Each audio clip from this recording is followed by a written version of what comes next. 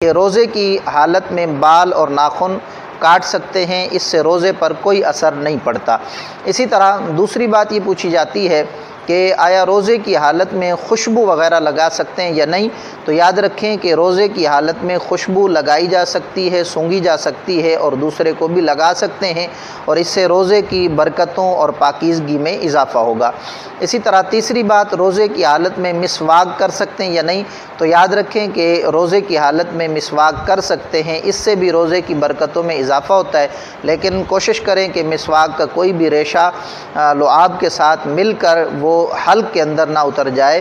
اس سے اگر آپ کو محسوس ہوا کہ کوئی ریشہ چلا گیا ہے تو روزے کے ٹوٹنے کا یقین ہو جاتا ہے۔ اسی طرح چوتھا سوال یہ کیا جاتا ہے کہ روزے کی حالت میں سرما لگا سکتے ہیں یا نہیں؟ تو شریعت مطہرہ کا فیصلہ یہ ہے کہ روزے کی حالت میں سرما لگایا جا سکتا ہے، اس سے روزے پر کوئی اثر نہیں پڑتا۔ اسی طرح پوچھا جاتا ہے کہ روزے کی حالت میں مرد حضرات سر اور داڑھی وغیرہ پر مہندی لگا سکتے ہیں یا نہیں؟ تو یاد رکھیں کہ روزے کی حالت میں مہندی لگائی جا سکتی ہے، مرد حضرات کے لیے سر اور داڑھی، اور اسی طرح عورتوں کے لیے ہاتھوں اور پاؤں پر بھی مہندی لگانے کی اجازت ہے، اس سے روزے پر کوئی اثر نہیں پڑتا۔